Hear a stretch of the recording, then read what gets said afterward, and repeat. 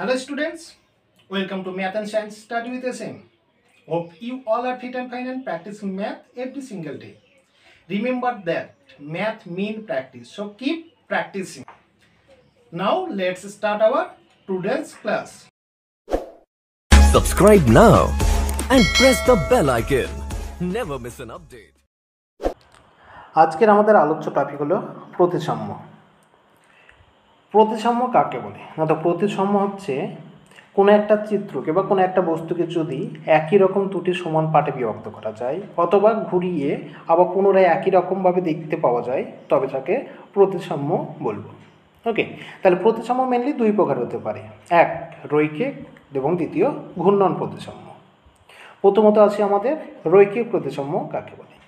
না, কোনো একটা চিত্র রয়েছে বা কোনো একটা বস্তু রয়েছে, যদি এমন হয় যে একটা রেখা পাবো, যে রেখা বরাবর ওই বস্তুটাকে দুটি সমান অংশে বিভক্ত করতে পারবো, বা মনে হবে যেন মাঝখানে একটা আয়না রাখা রয়েছে। আয়না রাখলে কী হয়, মাঝখানে যে আয়নার বাইরে যেটা রয়েছে ঠিক ভিতরে একই রকম প্রতিবিম্ব যেটা তৈরি হয় বলি, তাহলে একই রকম দেখতে হয়, তবে সেক্ষেত্রে আমরা কী বলবো, এরা প্রতিসাম্য। সেরকম যদি কোনো বস্তু বা কোনো চিত্রকে এমন একটা রেখা দিয়ে দুটো সমান ভাগে ভাগ করতে পারি তবে তাকে আমরা বলবো প্রতিসাম্য।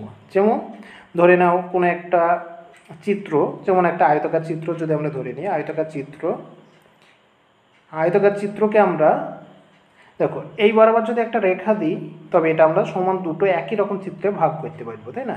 তাহলে এই আয়তাকার চিত্র হচ্ছে রৈখিক প্রতিসাম্য। অথবা যদি আমরা এই রেখাটা না দিয়ে অন্য আরেকটা রেখা ব্যবহার করি, অর্থাৎ এই বরাবর যদি করি, তবে এটা সমান ভাগে বিভক্ত করতে পারবো, অর্থাৎ দুটো উপরের পার্টটা এবং নিচের পার্টটা একই রকম দেখতে হবে। সুতরাং আয়তাকার চিত্র একটা রৈখিক প্রতিসাম্য। ওকে, এরকম কোনো অ্যালফাবেট নিতে পারো। অ্যালফাবেট বলতে গেলে ধরো আমরা কোনো বর্ণ চিনি, যে বর্ণগুলোকে আমরা বিভক্ত করব। যেমন একটা পরিচিত বর্ণ, প্রথম অ্যালফাবেট এ, আমরা জানি এ হচ্ছে এটা, তাই তো? এটা কি প্রতিসাম্য? তাহলে এটা প্রতিসাম্য হলে দেখতে হবে এটাকে সমান দুটো ভাগে ভাগ হয়েছে। একে দেখো আমরা যদি একটা এই বরাবরই ভাগ করে দিই, তাহলে দুটো পোর্শন, এখানে একটা পোর্শন, এই পোর্শনটা পাচ্ছি, এবং দুটো একই রকম দেখতে দুটো পার্টে বিভক্ত হচ্ছে। সুতরাং একে আমরা বলতে পারবো রৈখিক প্রতিসাম্য। কিন্তু যদি বি অক্ষরটা যদি নিই, এটা কি প্রতিসাম্য হবে? দেখা যাক, আমরা এই বরাবর যদি কোনো একটা দাগ দিই তাহলে এটা দুটো সমান পার্টে বিভক্ত হচ্ছে না। কিন্তু বিটাকে জানি আমরা, বিয়ের একটা গোল ছোট বড় যদি হয়ে থাকে তাহলে হবে না। যদি দুটো সমান হয়ে থাকে তাহলে আমরা এইভাবে ভাগ করে দুটো পার্টে বিভক্ত হতে, সেক্ষেত্রে প্রতিসাম্য হবে। তাহলে প্রতিসাম্য রেখা বিভিন্ন রকম হতে পারে, একটা উপর নিচ আর একটা সমান্তরাল, অর্থাৎ উপর নিচে একটা হতে পারে আর একটা হতে পারে এটা। এই উপর নিচে যেটা হয় সেটাকে বলবো উলম্ব রেখা, উলম্ব প্রতিসাম্য রেখা, আর এটাকে বলবো অনুভূমিক রেখা। ওকে, তাহলে প্রতিসাম্য রেখা দুই ভাগে আমরা পেতে পারি, একটা উলম্ব আর একটা হচ্ছে অনুভূমিক। ক্লিয়ার? আর এই প্রতিসাম্য রেখা অনুযায়ী আরও কিছু চিত্র দেখা যায়। আমরা দেখি সমকোণী ত্রিভুজ বা বিভিন্ন ধরনের ত্রিভুজ যদি আমরা অঙ্কন করি, সেই ত্রিভুজগুলো প্রতিসাম্য কি নয়, প্রতিসাম্য যদি হয় সেটা কীরকম হবে সেটা আমরা সহজেই হিসাব করে করতে। যেমন ধরো একটা সমবাহু ত্রিভুজ, অর্থাৎ যে তিনটি বাহু দৈর্ঘ্য সমান, তাহলে এটা কি প্রতিসাম্য হবে? দেখা যাক। তাহলে এখান থেকে যদি আমরা একটা দাগ দিই তাহলে দেখো দুটো সমান পার্টে বিভক্ত হবে, বা ওখান থেকে দাগটা না দিয়ে আমরা যদি দাগটা যে কোনো অন্য শীর্ষবিন্দু থেকে দিই, যেমন এখান থেকে, সেক্ষেত্রে দুটো পার্টে বিভক্ত হবে, বা এখান থেকে, তাহলে এটা দুটো পার্টে বিভক্ত হবে। তাহলে দেখা গেল যদি ত্রিভুজটা সমবাহু ত্রিভুজ হয় তবে রৈখিক প্রতিসাম্য হচ্ছে, এবং কটা রৈখিক প্রতিসাম্য রেখা? তিনটে রৈখিক প্রতিসাম্য রেখা পাচ্ছে। ওকে, কিন্তু যদি বিষমবাহু ত্রিভুজ হয় বা সমদ্বিবাহু ত্রিভুজ যার দুটো বাহু দৈর্ঘ্য সমান একটা অসমান, তাহলে এটা আমরা এই বরাবর যদি দাগ দিই তাহলে দুটো পার্টে বিভক্ত হবে। কিন্তু অন্য শীর্ষবিন্দু থেকে যদি যোগ করি, যদি এই বিন্দু দিয়ে যোগ করি তাহলে দুটো পার্টে বিভক্ত হবে না, হবে না। দেখো এটা দেখতে আলাদা হবে, তাহলে সেক্ষেত্রে হবে না। সুতরাং সমদ্বিবাহু ত্রিভুজের রৈখিক প্রতিসাম্য রেখা একটি, আর বিষমবাহু ত্রিভুজ যার কোনো রৈখিক প্রতিসাম্য রেখা নেই। ওকে, তাহলে এই হচ্ছে রৈখিক প্রতিসাম্য। তবে একটা তথ্য দিয়ে দিই, সেটা হচ্ছে যদি একটা বহুভুজ সেটা সুষম বহুভুজ হয়, যেমন আমরা একটা পেলাম সমবাহু ত্রিভুজ যার তিনটি বাহু দৈর্ঘ্য সমান, বা বর্গক্ষেত্র যার চারটি বাহু দৈর্ঘ্য সমান, বা আমরা আরও বলতে পারি পঞ্চভুজ যার পাঁচটা বাহু কিন্তু পাঁচটা বাহু দৈর্ঘ্য যদি সমান হয় তবে এর রৈখিক প্রতিসাম্য রেখা হবে যটা বাহু রয়েছে ঠিক ততগুলো, অর্থাৎ এর তিনটে, এর চারটে, এর পাঁচটা, প্রতিসম রেখা পাবো। ক্লিয়ার? এটা হচ্ছে কেবলমাত্র সদৃশ্য নয়, সুষম বহুভুজ, অর্থাৎ প্রত্যেকটা বাহু দৈর্ঘ্য সমান। ত্রিভুজ হলে 3টে বাহু দৈর্ঘ্য সমান, চতুর্ভুজ হলে 4টে বাহু দৈর্ঘ্য সমান, পঞ্চভুজ হলে 5টা বাহু দৈর্ঘ্য সমান। সেক্ষেত্রে আমরা যটা বাহু তটা প্রতিসম রেখা পাবো। এই হচ্ছে রৈখিক প্রতিসম। এবার হচ্ছে ঘূর্ণন প্রতিসম। ঘূর্ণন প্রতিসম কাকে বলে? না তো কোনো একটা চিত্রকে যদি আমরা একটা বিন্দুর সাপেক্ষে ঘুরিয়ে ঠিক আগের মতো নিয়ে আসতে পারি, তবে সেটাকে বলবো ঘূর্ণন প্রতিসম। যেমন ধরো আমরা একটা চিত্র নিয়ে আসছি, আমরা একটা বর্গক্ষেত্র বা আয়তক্ষেত্র, বর্গক্ষেত্রের কথাই ভাবি, বর্গক্ষেত্র, তাহলে মাঝখানে আমি এমন একটা পয়েন্ট পাবো যে পয়েন্টের সাপেক্ষে আমরা এটাকে ঘোরাতে পারবো। এটা হচ্ছে এ, এটা বি, এটা সি, আর এটা ডি। তাহলে এটাকে আমরা ঘুরিয়ে কী করতে পারবো? একটু ঘোরানোর পরে, অর্থাৎ দেখো বি বিন্দুটাকে যখন এ বিন্দুর জায়গায় চলে আসবে, তখন এটা সিতে চলে আসবে এবং সি বিন্দুটা ডিতে, ডিটা বিতে চলে যাবে, তখন দেখতে ঠিক একই রকম হবে, কোনো পরিবর্তন হবে না। তাহলে এই মাঝের বিন্দু সাপেক্ষে এটা ঘুরছে, ঘোরার ফলে ঠিক কত ডিগ্রি ঘোরে? বিটা এতে আর এটা সি, মানে ঠিক 90 ডিগ্রি কোণ যখন ঘোরা কমপ্লিট হবে, তখন এরা পুনরায় আগের মতন দেখতে হবে। তাহলে বর্গক্ষেত্র ঘূর্ণন প্রতিসম, কারণ এটা একটা নির্দিষ্ট বিন্দুকে কেন্দ্র করে ঘুরে ঠিক পূর্বের আগের অবস্থায় চলে আসছে। তাহলে এক্ষেত্রে আমাদের দুটো টপিক ভালো করে জানতে হবে। ওকে, দুটো বিষয়, এক হচ্ছে মাত্রা আর একটা হচ্ছে ঘূর্ণন প্রতিসম কোণ, আর একটা ঘূর্ণন মাত্রা। তাহলে প্রথমত আছে ঘূর্ণন প্রতিসম কোণ কাকে বলে? ঘূর্ণন প্রতিসম কোণ না তো এই যে আমরা একটা বর্গক্ষেত্র অঙ্কন করছি, এই বর্গক্ষেত্রটা ঠিক আগের মতন দেখতে হলে ঠিক কত ডিগ্রি কোণ ঘুরতে হবে? দেখো বি বিন্দুটা যদি এতে চলে আসে, এটা সি বিন্দুতে, সেটা ডি বিন্দুতে, আর ডিটা বি বিন্দুতে আসে, তাহলে ঠিক আগের মতন দেখতে হয়ে যাবে। যেহেতু বর্গক্ষেত্র 4টি বাহু দৈর্ঘ্য সমান, তারা আগের মতন চলে আসবে। তাহলে এর জন্য কত ডিগ্রি ঘুরতে হলো?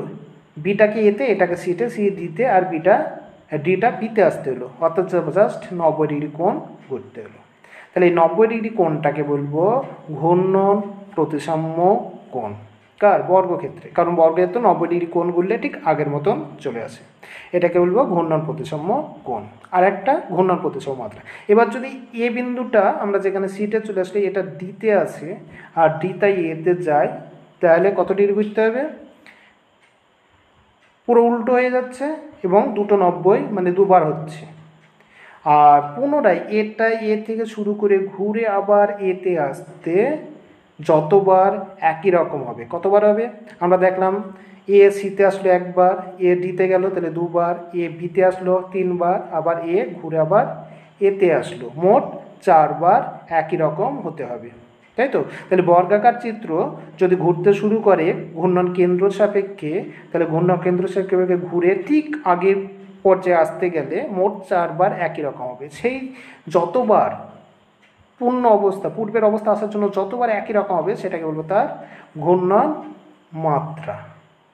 তাহলে এক্ষেত্রে আমাদের ঘূর্ণন মাত্রা হলো 4, তাই তো? এক্ষেত্রে ঘূর্ণন মাত্রা আমাদের হলো 4, কারণ বর্গক্ষেত্র 4বার ঘুরে তার আগের অবস্থায় ফিরে আসছে।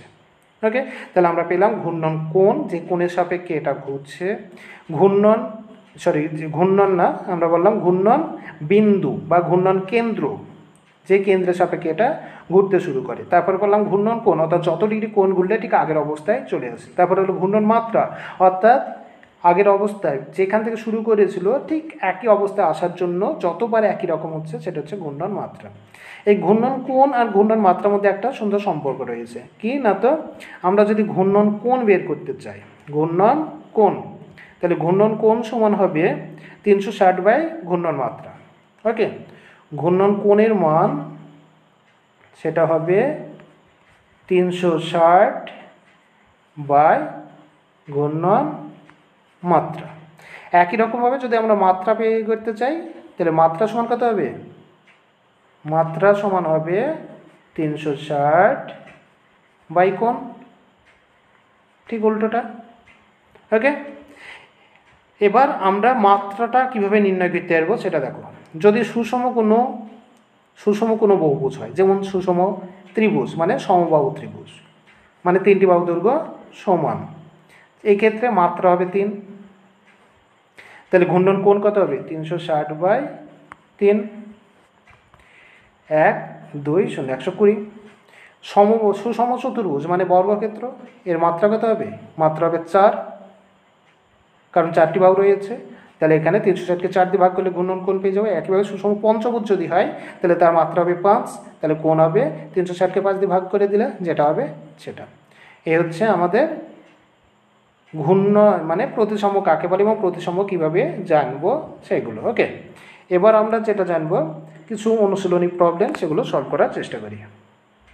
অনুশীলনী প্রবলেম শুরুর আগে প্রতিসম নিয়ে আমরা যে জ্যামিতিক চিত্রগুলো সম্পর্কে জানি সেগুলো রৈখিক না ঘূর্ণন প্রতিসম সেটা নিয়ে একটু আলোচনা করা যাক। ওকে, তাহলে প্রথম শুরু করি আমরা সমবাহু ত্রিভুজ।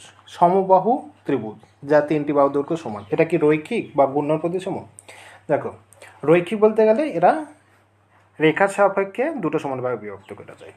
আমরা সমবাহু ত্রিভুজকে এইভাবে দাগ দিয়ে দুটো সমান পার্টে বিভক্ত করতে পারি। ওকে, অথবা যদি আমরা দাগটা একটু চেঞ্জ করে দিই, অর্থাৎ যে কোনো অন্য শীর্ষবিন্দু নিই, তবে এর সাপেক্ষে দুটো পার্টে বিভক্ত, একইভাবে বিপরীত শীর্ষবিন্দু সাপেক্ষে আমরা 3টি ভাগে বিভক্ত করতে পারি। অর্থাৎ সমবাহু ত্রিভুজ হলো রৈখিক প্রতিসম এবং প্রতিসম রেখার সংখ্যা হলো 3টি। একইভাবে আমরা যদি দেখি ঘূর্ণন প্রতিসমের ব্যাপারে, তাহলে আমরা এই মাঝের একটা বিন্দু সাপেক্ষে যদি আমরা এটা ঘোরাতে শুরু করি, তাহলে আমরা দেখতে পাবো এই মাথাটা অর্থাৎ এই বিন্দুটা বি এবং সি, অর্থাৎ এই বিন্দুটা যখন বিতে আসবে, বিটা সি আর সি এতে যাবে, তখন এরা পুনরায় একই রকম দেখতে হবে।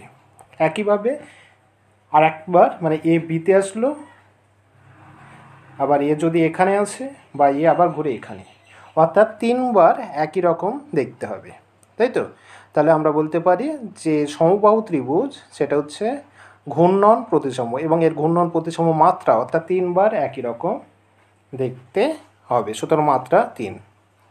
ওকে, এ হচ্ছে আমাদের সমবাহু ত্রিভুজ। নেক্সট সমদ্বিবাহু ত্রিভুজ যা 2টি বাহুর দৈর্ঘ্য সমান। তাই 2টি বাহুর দৈর্ঘ্য সমান যদি হয় তবে দেখবে এই বিন্দু থেকে আমরা যদি দাগ দিই তবে এটা দুটি সমান পার্টে বিভক্ত হবে, অর্থাৎ দেখতে একই রকম দুটো পার্ট পাওয়া যাবে, অর্থাৎ এটা রৈখিক প্রতিসম। কিন্তু অন্য কোণ থেকে যদি দাগ দিই, অর্থাৎ এখান থেকে দাগ দিই, তাহলে যে দুটো ত্রিভুজ পার্ট হবে সে দুটো একই সমান বা একই রকম হবে না। অর্থাৎ সমদ্বিবাহু ত্রিভুজ রৈখিক প্রতিসম বটে, কিন্তু তার রৈখিক প্রতিসম রেখার সংখ্যা হচ্ছে মাত্র 1টি। ওকে, এবার ঘূর্ণন প্রতিসম। আমরা দেখতে পাচ্ছি একে যে কোনো বিন্দুকে অর্থাৎ মাঝের কোনো বিন্দু সাপেক্ষে যদি আমরা ঘোরানোর চেষ্টা করি, তাহলে ঘুরিয়ে এই এ বিন্দুটাকে বি বিন্দুটা এবং সি বিন্দুর জায়গা চেঞ্জ করে একই রকম দেখতে কখনোই আসবে না। অর্থাৎ এটা যদি বিতে আসে আর বি সিতে যথাক্রমে আর সি এতে যায়, তবে দেখতে উল্টো একটা ত্রিভুজ হবে, যেটা একই রকম দেখতে হবে না। অর্থাৎ সমদ্বিবাহু ত্রিভুজ কখনোই ঘূর্ণন প্রতিসম হতে পারে না। ওকে, এটা হচ্ছে আমাদের সমদ্বিবাহু ত্রিভুজ, যেটা রৈখিক প্রতিসম যার রেখার সংখ্যা 1টি কিন্তু ঘূর্ণন প্রতিসম নয়। নেক্সট আমরা যদি বিষমবাহু ত্রিভুজ দেখি, বিষমবাহু ত্রিভুজ যা 3টি বাহু দৈর্ঘ্য অসমান, অর্থাৎ এরকম একটা ত্রিভুজ, তাহলে এটা কি রৈখিক প্রতিসম হবে? তাহলে আমরা দেখতে হবে এরা মাঝে কোনো বিন্দু দিয়ে মানে কোনো সরলরেখা দিয়ে সমান দুটি ভাগে বিভক্ত হচ্ছে কিনা। আমরা যদি এইভাবে কোনো দাগ দিই তবে কোনো দুটো ত্রিভুজ হবে বটে, তারা সমান হবে না। বা কোনো যে কোনো শীর্ষবিন্দু থেকে আমরা যদি জয়েন করি তাহলে এরা দুটো ভাগে মানে এইভাবে ভাগ করলেও ভাগ হবে না। অর্থাৎ বিষমবাহু ত্রিভুজ আমাদের রৈখিক প্রতিসম নয়। তাহলে ঘূর্ণন প্রতিসম হবে? দেখা যাক, ঘূর্ণন প্রতিসম হতে গেলে একটা বিন্দুর সাপেক্ষে ঘুরিয়ে আবার পুনরায় একই রকম হতে হবে। বিষমবাহু ত্রিভুজ দেখতে পাচ্ছি আমরা যদি এটাকে ঘোরাতে শুরু করি তবে একই রকম দেখতে আমরা মাঝে কখনো পাবো না, অর্থাৎ বিষমবাহু ত্রিভুজ ঘূর্ণন প্রতিসম হবে না। ওকে, নেক্সট চলে যাচ্ছি আমরা বিভিন্ন ধরনের চতুর্ভুজ নিয়ে। তো প্রথম চতুর্ভুজটি হলো আয়তক্ষেত্র, যার বিপরীত বাহুগুলো সমান, প্রতিটি কোণ সমকোণ। তো দেখো, প্রথম যে চতুর্ভুজটা রয়েছে রৈখিক প্রতিসম দিক দিয়ে, আমরা যদি মাঝখান দিয়ে একটা রাগ দিই তবে দুটো সমান পাটে বিভক্ত করতে পারবো। একই রকমভাবে যদি উপর নিচে অর্থাৎ উলম্ব রেখা দিই দুটো সমান পাটে বিভক্ত হবে, বা আমরা যদি কর্ণ বরাবর দাগ দিই দুটো সমান পাট পেয়ে যাব। ওকে, একইভাবে এই কর্ণ, অর্থাৎ আয়তক্ষেত্র রৈখিক প্রতিসম এবং রৈখিক প্রতিসম রেখার সংখ্যা হলো 4টি। এবার ঘূর্ণন প্রতিসম হবে কিনা দেখা যাক। এখানে এ বিন্দুটা রয়েছে, এখানে বি সি ডি। আমরা দেখছি এটা যদি বিতে আসে এবং বিটা আমাদের যথাক্রমে ডিতে যায় এবং ডি সিতে যায়, তবে এই ক্ষেত্রে এরা রৈখিক প্রতিসাম্য হবে না। কিন্তু আমরা একের পুরো উল্টো, অর্থাৎ বি আর এ জায়গা চেঞ্জ করলে আর সি আর ডি জায়গা চেঞ্জ করলে এরা মানে ঘুরিয়ে এরা একই রকম দেখতে হবে। অর্থাৎ আয়তক্ষেত্র রৈখিক ঘূর্ণন প্রতিসাম্য হবে মাঝের একটা কোণে ঘূর্ণন কোণের সাপেক্ষে, এবং এর মাত্রা হবে দুটি। ওকে, তাহলে আয়তক্ষেত্র রৈখিক প্রতিসাম্য সংখ্যা 4 এবং ঘূর্ণন প্রতিসাম্য মাত্রা 2। নেক্সট, বর্গক্ষেত্র। বর্গক্ষেত্র আমরা দেখতে পাচ্ছি এটারও একই রকম আয়তক্ষেত্রের মতন 4টি প্রতিসাম্য রেখা পাবো। মানে এইরকম একভাবে ভাগ করা যেতে পারে এটা, অথবা কর্ণ বরাবর, যে টোটালে আমরা 4টে প্রতিসাম্য রেখা পাবো। এবং ঘূর্ণন প্রতিসাম্যের ক্ষেত্রে দেখা যাবে আমরা জাস্ট এ বিন্দু বি সি ডি, জাস্ট এটা যদি বি সিতে আসলে একই রকম দেখতে হবে, আবার এটা যদি সিতে চলে আসে আর বিটা ডিতে যায় একই রকম। অর্থাৎ আমরা প্রথম অবস্থা থেকে শেষ অবস্থায় যেতে গেলে আবার পুনরায় আগের অবস্থায় ঘুরে আসতে গেলে 4বার একই রকম দেখতে হবে। তাহলে ঘূর্ণন প্রতিসাম্য মাত্রা হলো 4। তাহলে রৈখিক প্রতিসাম্য রেখা 4টি এবং ঘূর্ণন প্রতিসাম্য মাত্রা 4টি। এটা হচ্ছে আমাদের বর্গক্ষেত্র। নেক্সট, আর কি ধরনের চতুর্ভুজ হতে পারে? সামান্তরিক। তো সামান্তরিক দেখা যাক রৈখিক প্রতিসাম্য হয় কি না। সামান্তরিকের চিত্র আমরা জানি অনেকটা কিছুটা এইরকম, তাই তো? তাহলে এটাকে আমরা কোনো রেখা বরাবর যদি ভাঁজ করার চেষ্টা করি বা আয়না রেখে মানে দুটো সমান অংশে বিভক্ত করার চেষ্টা করি, দেখো যদি চেষ্টা করি মানে এটা দিয়ে করি, তবে হুবহু মিলবে না। এই মাথাটা এদিকে বৃদ্ধি পেয়ে যাবে, উপরন্তু এই মাথাটা এখানে এসে টাচ করবে, অর্থাৎ একই রকম দুটো পার্টে বিভক্ত হবে না, তাই তো?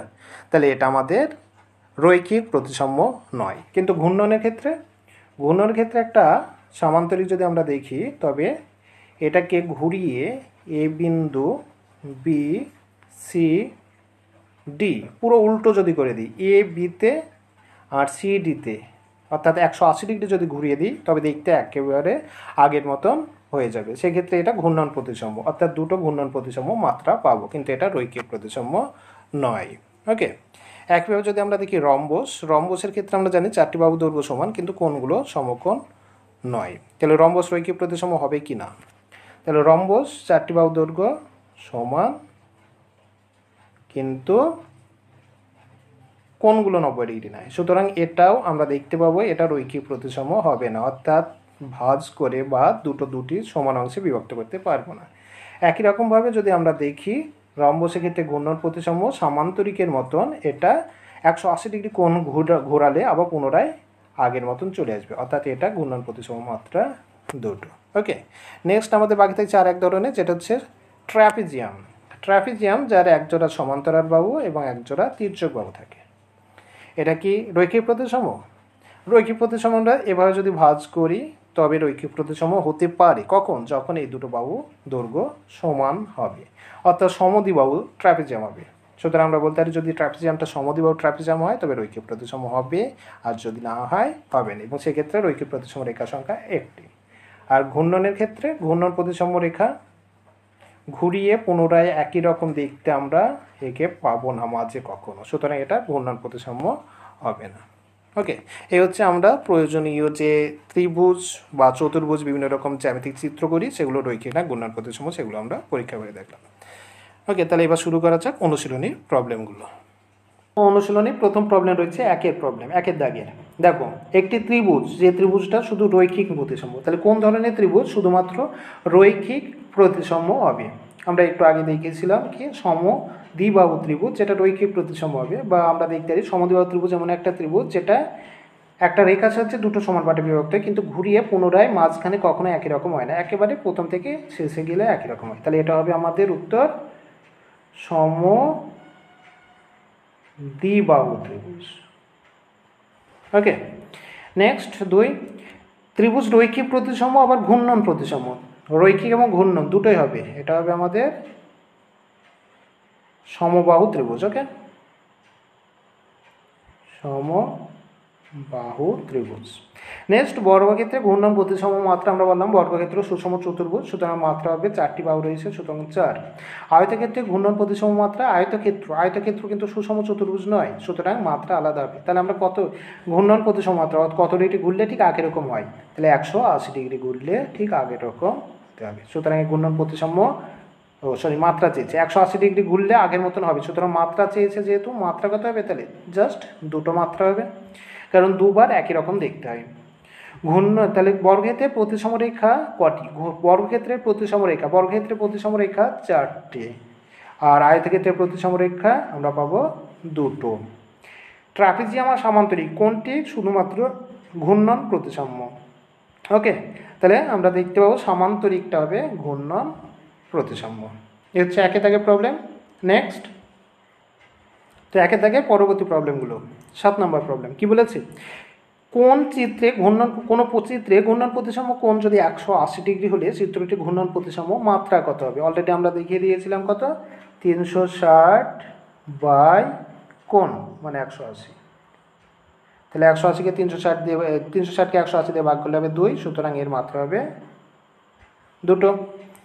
সুষম পঞ্চভুজ রৈখিক প্রতিসাম্য ও ঘূর্ণন প্রতিসাম্য। সুষম পঞ্চভুজ আবার শুধু পঞ্চভুজ রৈখিক প্রতিসাম্য ও ঘূর্ণন প্রতিসাম্য, অর্থাৎ শুধু পঞ্চভুজ রৈখিক প্রতিসাম্য হবে না সুষম পঞ্চভুজ হবে, সেটা আমাদের লিখতে হবে। তাহলে এই ক্ষেত্রে অবশ্যই সুষম পঞ্চভুজ, অর্থাৎ যার 5টা বাহু দৈর্ঘ্য সমান। সুষম ষড়ভুজে ঘূর্ণন প্রতিসাম্য কত ডিগ্রি ও মাত্রা? ষড়ভুজ মানে মাত্রা তো 6 হবে আমরা জানি, আর 6 দিয়ে আমাদের 360কে ভাগ করলে 60 ডিগ্রি, 6 6 36, সুতরাং 60 ডিগ্রি। কেবলমাত্র ট্র্যাপিজিয়াম রৈখিক প্রতিসাম্য, কিন্তু এটা সমদ্বিবাহু ত্রিভুজ। ওকে, সমদ্বিবাহু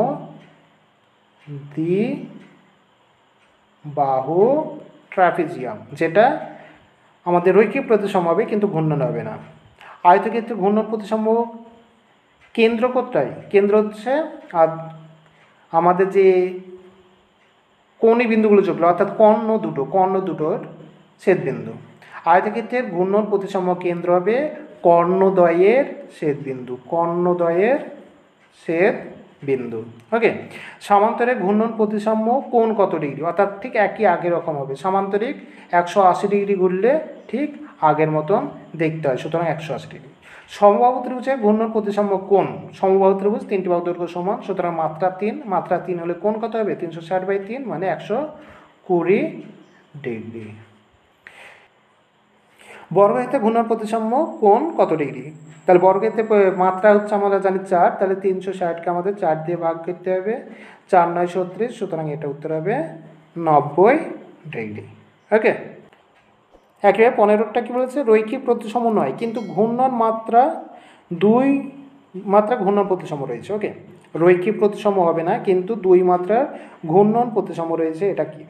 অবশ্য আমরা একটু আগে দেখলাম সেটা হবে সামান্তরিক, যেটা রৈখিক প্রতিসাম্য নয় কিন্তু এটা 2 মাত্রা ঘূর্ণন প্রতিসাম্য রয়েছে, অর্থাৎ ঘুরিয়ে দুবার একই রকম হয়। তাহলে এই হচ্ছে আজকের প্রবলেম। ঠিক আছে, আশা করি বুঝতে পেরেছো। এবার হয়েছে হোম টাস্ক। হোম টাস্কের ক্ষেত্রে কিছু প্রবলেম তোমাদের দেওয়া হচ্ছে যেগুলো খুবই ইম্পর্টেন্স, মানে ইম্পর্টেন্স বলতে গেলে অলরেডি যে যদি এগুলো করে থাকো ওগুলো প্রত্যেকটা পারবে, অর্থাৎ কতগুলো চিত্র যেগুলো তোমাদেরকে বলতে হবে এগুলো রৈখিক প্রতিসাম্য কি রৈখিক প্রতিসাম্য নয়। ওকে, এবং অনুশীলনীতে যে বাকি প্রবলেমগুলো রয়েছে অর্থাৎ 2-এর দাগে যে প্রবলেমগুলো রয়েছে সেগুলো তোমাদের হোম টাস্ক থাকছে, এবং পরবর্তী পেজে যেখানে কতগুলো চিত্র দেওয়া রয়েছে চিত্রগুলো আমাদের ঘূর্ণন প্রতিসাম্য মাত্রা কত এবং ঘূর্ণন প্রতিসাম্য কোণ কত সেগুলো নির্ণয় করতে হবে, এগুলো পুরোটা হোম টাস্ক দিচ্ছে। ওকে, এ হচ্ছে আজকের ক্লাস, আশা করি প্রত্যেকটা বুঝতে পেরেছো, এবং বাকি যেগুলো থাকলো সেগুলো তোমরা নিজেরা সলভ করবে, এবং পরের ক্লাসে আমরা বাকি প্রবলেম নিয়ে, মানে বাকি বলতে গেলে পরবর্তী চ্যাপ্টার নিয়ে আলোচনা করব। তো আজকে এই পর্যন্ত, থ্যাংক ইউ।